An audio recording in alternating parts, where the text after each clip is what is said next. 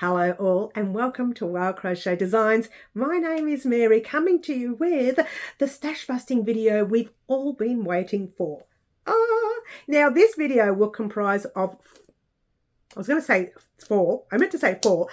or four different parts. Now this is part one. This particular video right here is part one, but you're going to have part two and part three. I hope not to get part four, but it looks like part three. Okay, but right now we're just doing part one. Today is part one, and it's all about just some yarn, maybe some winding, and maybe some hand winding. We'll talk about that in a moment. But for now, just to let you know that not only is this part one and you're going to learn what to do with some of the yarn, but also towards the end of this video, at some part in the end of the video, you will find out what our very next big, I'll say big, it's not really big, but it's not really small either, stash busting project is that you as the subscriber will get to choose the color combination. This is so exciting, on our very next live, which is coming up this Saturday. Now, if you didn't know this, we have lives on Saturday morning at 10 a.m. Melbourne, Australia time, and we also have lives at 4 p.m. Wednesday afternoons. Melbourne, Australia time. Marry that up with your country, yeah? On Saturday mornings live, we got a thing called Live Antics, where you, as the subscriber who is on that live at that moment, gets the chance to choose the color combination of our next tutorial. And that's very exciting in itself. But today, even more so, because we have a larger project coming up. Not a real big one and not an itty bitty one that we have been making lately, all right? I'm not going to talk anymore. I'm just going to let you head over to, well, let's say 2 weeks ago's recording. So you'll see me wearing different clothes or, you know, different hair or whatever. But I recorded all this 2 or 3 weeks ago. So let's head over and check out that recording now.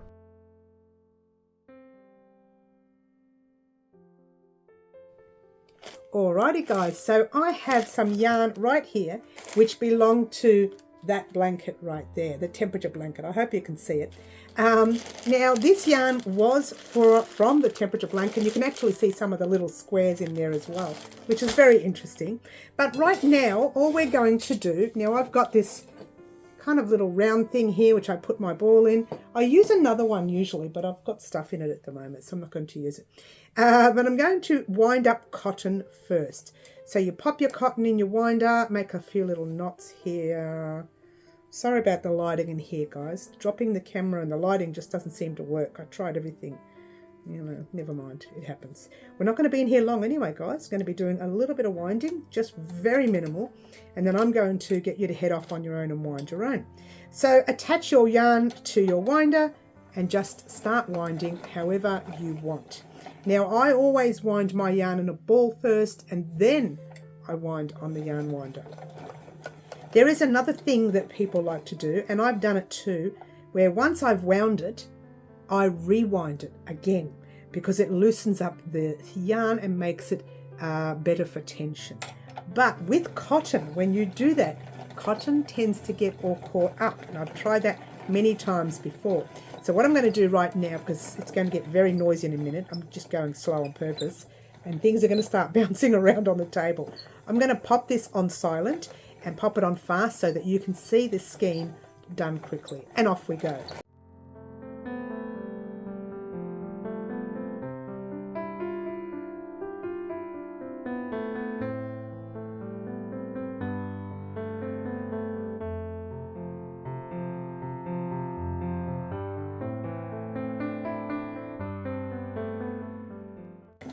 Well, and then eventually the ball gets really small and goes for a walk on me, which we're about to finish up.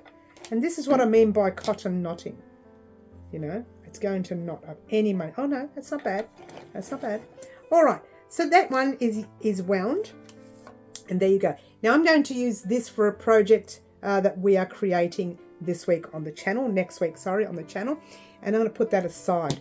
So what I want you to do is wind up some of your yarn, whether that's creams, yellows, here we go, creams, yellows, pinks, whatever you've got. Now this yarn here, I've got a little label on there. It says thigh warmer. That's these guys right here. Aren't they gorgeous? I love, love, love. And we use this yarn here, this colour, for that. So we're going to be winding that. And we're going to be winding a whole lot of other yarn. But I've decided to take these two tiny little skeins and head over to the workstation and show you how to do thumb winding. Thumb winding is very similar to this. You'll have a centre pull, but because they're so small, you can just wind that little centre pull around your thumb and you can have a gorgeous little tiny skein of centre pull using your thumb. So let's head over to the workstation and do that right now, and I'll meet you back in a moment.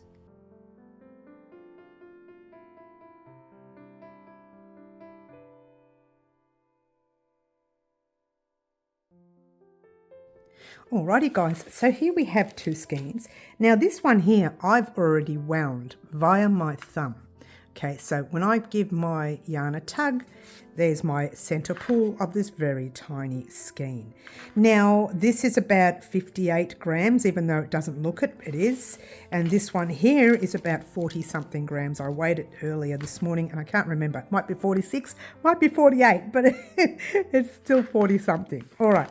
Now the reason I'm showing it to you in a bag is because what I do with these tiny little bags is let's get that out. I pull the little thread out in the center, close it up and leave a tiny little center for it to be pulled like that. So what happens here is if you don't have like a yarn winding bowl, a lot of people have these yarn winding bowls. If you don't have them, you can always use just a little bag like this. It doesn't have to cost you a lot of money to be able to wind yarn up and have skeins of yarn like this already wound where you can do centre pull. Now this sort of centre pull using your thumb should only be used on very small amounts of yarn. If you use it on a large skein of yarn, it's going to take you a long time and you might get a sore thumb. For the large skeins of yarn, you may have to use the yarn winder like you saw before. All right, but for the small ones, yeah. And there's two reasons why I have it in the bag. One, because I don't have my yarn winder bowl with me. And the other one is because if this falls on the floor like so, bang, it falls on the floor, at least it can even stay on the floor while you're winding. It doesn't matter. And at least it won't collect dust. Okay, what will collect dust is just a bag, which you'll probably eventually one day throw out anyways, right? All right, so that was a little bit too much information. We're going to start. What we want to do is grab our little thread. Oh, take your time here, Mary. Grab our little thread. The tail end goes in front of your thumb, yeah? And you're just going to, and this is a part where you need to be loose, yeah? Wrap it around your thumb once, twice, very loose, very, very loose, 3 times, and 4 times and 5. All right, I'm just going to take a bit more yarn out for a minute just so I can show you what I'm doing and then worry about that later. All right, so you've got your little tail in front, yeah? When you start winding, you have to start winding from one side to another, a bit like a crisscross. So you start over here and you work your way around there. And you go once, twice, nice and loosely, 3, 4, 5, maybe 6, even 7, yeah? I would say 6. Then you go from this side to the other side. 1, 2, 3, 4, 5, 6, 7, and then here, 1, 2, very loosely, 3, 4, 5, 6, 7. And the larger the skein, the more you can wind up. Like for now, we're only doing 7 wraps. As you can see, let me grab some yarn out of here. We're only doing like 7 wraps, but you can probably do about 10 or 15, yeah? I don't want you to watch me do the whole thing, but I'm going to show you a little bit more, right? So let's just, I can't remember how many we've done there. Just do a couple more. Now I'm going to start back on this side again and go this way. 1, 2, 3, 4, 5, 6, 7, 8, 9 and 10. All right, now we're going to start making more. 1, 2, 3, 4, 5, 6, 7, 8, 9 and 10. Now, as it is, it might start getting a little tight. Just bring it down a little bit, yeah?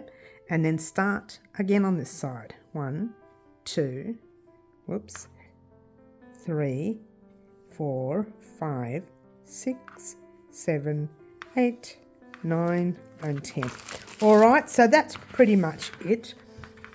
I'm going to keep going in the round and then pop this on fast, and I may even do like a transition or something.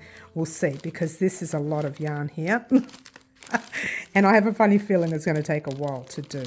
All right, so I'm going to continue doing that right now, making sure you are keeping your tail in your hand so you don't lose it, yeah?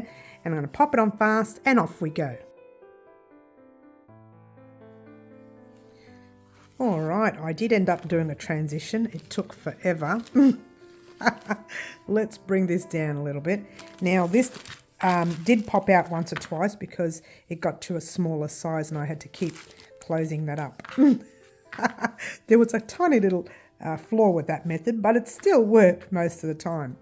All right, so it doesn't matter whether it's the neatest one. I mean, look at that. That kind of balled up into a ball rather than into one of these, yeah? Don't stress too much about it. There is still a center pull.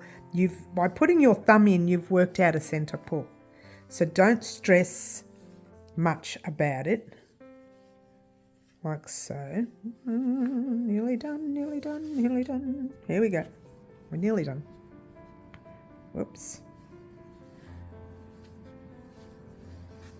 All right, so when you pull that out, wrap it around once and twice, or once, whatever, and tuck it in. And then, even though this kind of looks very much like a ball, you will still have that center pull because you popped your thumb in it. Now, I forgot to mention, I did leave a little notification up there. Don't use your thumb if you have circulation issues. Now, the other thing I wanted to mention, and I don't have one with me, I'm going to purchase one because I don't like using this method because I know this hurts my thumb a little bit, okay? And it's an item called a nostopine or a nostopine or a nostopiner. It depends on what country you come from and how it's pronounced, but I want to get one of those. Now what they are is a long wooden piece, if you will, and it's got like a couple of ridged edges on the inside so you can wrap your first beginning thread there. Then you wrap your yarn around the top for a few wraps, and then you just kind of spin the wooden frame and wrap while you're going at the same time, which is pretty much the way you wind ball. When I wind my ball of yarn up, I spin all the time. All right, so it's very similar. You're going to see and learn about that particular product, hopefully, fingers crossed, on the next stash busting video, because I don't have one with me now, but I want one. So I want to purchase one, and when I get one, I will show you how I use it. All right, so I've seen people use it, so that's good. So there we go. I've got 2 skeins that I've wrapped like this, okay? And since my bag didn't fall on the floor at all, I'm going to pop them in here and pop them in our stash busting, because this is 8-ply 100% pure wool. This is the Bendigo wool. It's called Ghost, this colour. Now what I'm going to do is pop them on the shelf with our 8-ply yarn and get it ready for our stash busting vest coming up very soon. Okay, now we're not doing that yet. We're doing something else. Oh, you're wondering what it is we're doing. So exciting.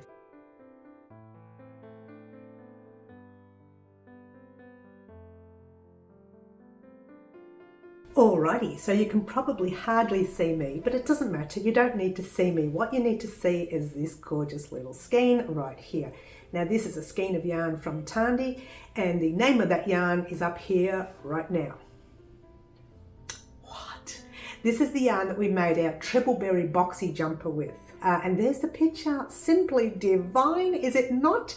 All right, here we go. All right, so the deal is to find out how to unravel your piece like that. Whoops, don't split it like I just did. There we go. Now try and even it out a little bit, because otherwise it's not going to work, yeah? So just give it a straightening, straighten it all up. Hopefully it was wound straight. If it wasn't wound straight, then it's not going to unwind properly. So you pop it over your chairs like so. Now if you've got a Swift, okay, if you've got a little Swift that stands like that, then you can use that. I don't have it, so I'm going to use this. Now the reason I don't have it is because I don't usually use these skeins too much. But here you go. Let's grab a pair of scissors.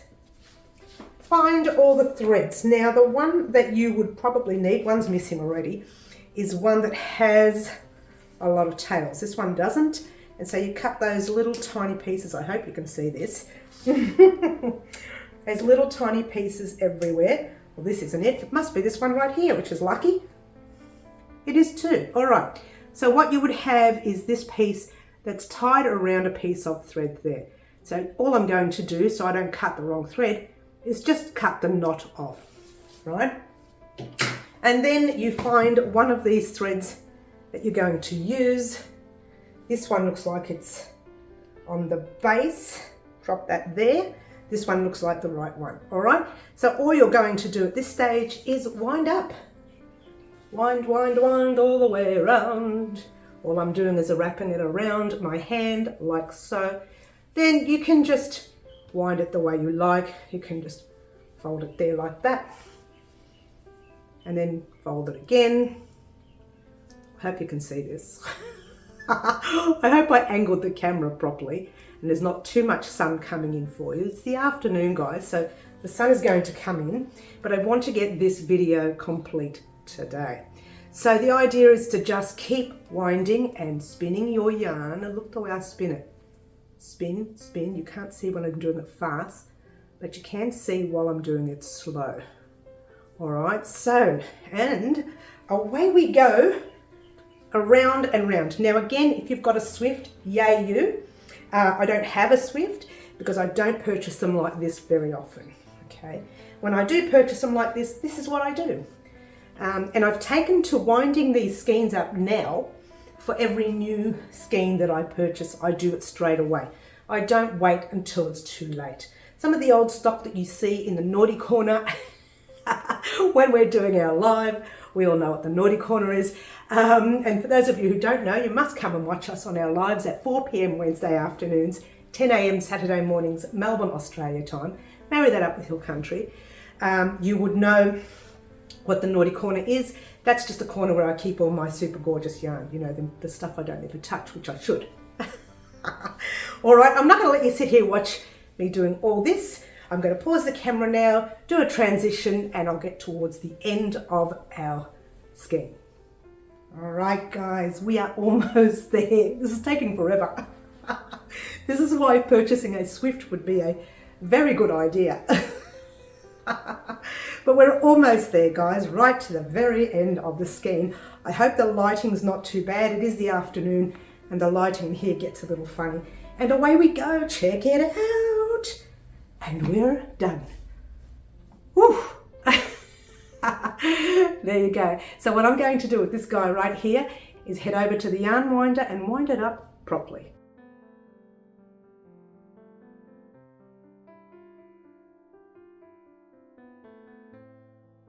There you go, guys. What I want you to do for now is to pack as many skeins that you have wound up. Some of them I didn't wind because they're a little too big for my little winder. I do have a large winder somewhere that I don't keep out on the table, so I need to find that one somewhere. I don't know where it is. And what you need to do is pop it in a bag, any plastic bag. If you don't have these Ziploc ones, they're better.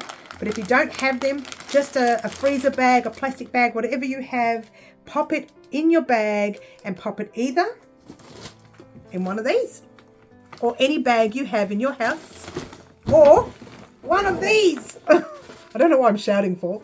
One of these really big tubs or one of these shelves. All right, so you have an opportunity to pop your yarn wherever you want. Now in part 2 of our stash busting video, we're going to learn how we write up what we've wound. We write up the amounts we wound in this bag, each item that's in this bag. If we have a label, I don't know which one that is, so it doesn't matter. If it's got a label, you can write the label up and we can stick it all on the bag, and that's the basic way of doing it. However, there are many other ways. You can use Ravelry, you can use Excel, you can use Office, Microsoft Office, you can use PowerPoint. You can use anything you want to label your yarn, but we're going to talk about that with part 2, because part 2 it's pretty extensive when I show you exactly where to put things and how to write it up. Yeah, so I'm going to leave that for part 2. Part 1 is just finding ways to wind your yarn. If you don't have a fancy yarn winder, you can wind it by your hand, or you can use that product that I mentioned before that I can't remember the name of it. I think I'm going to put it here somewhere, or here somewhere. It's an unusual name. I still haven't been able to work out how to pronounce it, and I've been ringing around a few people locally and no one knows how to pronounce it. So there you go. Anyway, so we're going to learn how to wind on that one next time when I get one in stock. And then we're going to learn how to label everything. And then once it's all labeled, I'll show you exactly how you can find your red. I'll tell you about that in a minute, that you can find your red without even having to look on the shelf, and you can find it in seconds, okay? And that's what happens when you organize your yarn. Now, this could take a week, a month, 10 years to organize your yarn. It doesn't matter. Start now. Start organizing now, because a quick story to let you know, that red you see right here, totally different than the red next to it. You can't tell from here. But that red there, I was creating this gorgeous sweater. What? Last year I was making this beautiful patchwork sweater here on the channel, and you guys were creating it with me. And if you have a look at the ribbing around the neck edge, that red is the different dye lot to the one that is on the base of the sweater and on the base of the sleeves. So that color is a different dye lot, because I ran out of that color. Now, get this. It took me 2 weeks to find that colour from somewhere locally, because it wasn't even local. She was more in New South Wales, way not close to Melbourne at all, right? It's close, but not that close, yeah? Bendigo Woolen Mills were no longer stocking that particular shade. They'd gone on to this shade here, okay? Which was great, because I like that shade. And in fact, I was supposed to use, and you can tell how many skeins I've got, that shade to create that sweater. But I accidentally started using this other shade, which was only 110 grams worth, which was absolutely nothing. Now, when the lady sent me the colour, which it took ages to get, so I had to put the sweater on hold. When she sent me the colour for that sweater that you see right there, it's simply divine. I love it so much. I attached it, did what I had to do. We finished the sweater. A month and a half or 2 months later, I was cleaning out one of the tubs and I found 2 of those skeins in the same dye lot. What? Because I was not organized.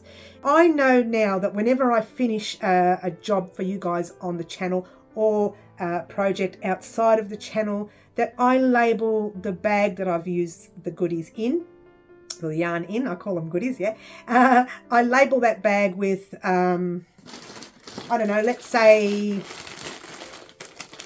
daffodil. This is daffodil colour, right? So I labelled it daffodil, 147 grams left, right? We can worry about metres later because I know the brand. The brand is Bendigo Woolen Mills 8-ply cotton, DK weight or a 3 weight cotton. So I label all that. Then I'll go over to my laptop computer, whatever you've got in stock, iPad, doesn't matter, wherever you find Ravelry, Word, Excel, PowerPoint, whatever you have that you can write up. Now, if you don't have that, in part 2 of the Stashbusting video, I'll show you another way of doing it as well. So there's going to be maybe 4 or 5 different ways that you can actually keep your yarn and your stash where you can find it without having to undo the whole shelves like I did. So I ripped these whole shelves apart. I ripped tubs apart. It drove me batty. Obviously, I didn't look in the right tub, right? It drove me batty, where you don't have to do that. You just go through your colours. You say reds. Like you might have 10 different reds, 10 different brands, but you're keeping all the reds in the same area. And we'll talk about alphabetical order and all that jazz. We'll talk about that in part 2. And you go red, that one there, that brand, that one there. It's on shelf number 3. All right. So you go to shelf 3, you pull out shelf 3, you pull out the brand. You make sure you cross off that you've taken it off, and you make sure that you've taken it off your computer or your markings, wherever it is that we're going to do in part 2 of Stash Busting. All right. So this was part 1. So what I want you to do, part 2 is coming in about a week and a half, maybe 2 weeks, between a week and a half, 2 weeks. What I want you to do for part 1 now is to get all your tiny, tiny little tiny skeins, wind them all up, bag them, whether it's in a plastic bag or one of these, bag them, get them ready for part 2. Now you don't have to do your whole stash because that'll take you hours and hours. Start off small. It's called, one step at a time, yeah? Or 2 steps forward, 1 step back. No, start off small. She's so naughty. Start off small. Start off small. I got the giggles now. Start off small, and then we will work our way up to having the perfect arrangement for your stash. So there you go, guys. That's pretty much it, except one last thing. You're going to hear about the project that we are going to be creating on the channel for our very first larger stash busting project. And I say large because it's not extremely big, but it's not that little either. Yeah. All right. So we've been making things like this on the channel. Yeah. Smaller ones, and our coat hanger that you see up there. I don't know if you can see it, but the coat hanger's hanging up there. You probably can't see it, but it doesn't matter. It's not about the coat hanger. It's not about the earrings. It is actually about, oh, look, there they are right there now. Don't you love them? There's the earrings, simply divine, and there's the beautiful coat hanger. So we made those things as stash busting projects. They're smaller projects. But right now, we're going to talk about the very first larger project that we're going to make, that I've been wanting to make on the channel for like 100 years. And let's say I've been on YouTube now for nearly 7 years. That is how long I've been wanting to make this project. It is so basic. It is so easy. The brand spanking new crocheter can do it. The more advanced crocheter can do it. We are making one on the channel. It is a wearable, but it is a granny square scarf. Get excited. And 2 lucky subscribers on this Saturday's live, Saturday the 8th of June, 10 a.m. Melbourne, Australia time. Marry that up with your country. 2 lucky subscribers will get to choose the colours that we use for that scarf. Now get this, both those subscribers will also have the same names in their video to say that they helped choose the colours in that video, on top of the beanie we're going to make as well. What? I told you it was going to be a very big project. It is the scarf with the matching beanie, and 2 lucky subscribers this Saturday, the 8th of June, will get the chance to choose the colour combination of that scarf. It is going to be so much fun. So much fun. And the best part is it's only happening a couple of days away now. It's Thursday today. So the best part is you're getting it. It's coming.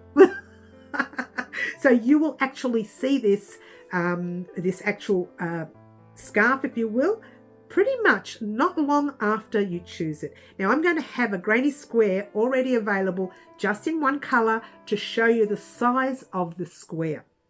All right, so if your name is chosen out of the hat, this is the hat we use, and I put everyone's names on that live at that time in the hat. And if your name is chosen, you will get the chance to choose the 2 colours, or the 3 or the 4 or the 5, whatever it is. And your colours would have to match and be, The first person gets to choose, we'll talk about that on Saturday, but the first person gets to choose 2 colours or 3 colours, depending on how big the square is. I haven't worked out the square yet. I will work it out later this evening, and you'll know on Saturday. Either tonight or tomorrow night, you'll know on Saturday, yeah? And the first person gets to choose the colour combination of the main colour, which will be the first round and the border rounds. So I want to keep it in sync. However, you can use different colours in many colours, and then just use one different colour to do border round.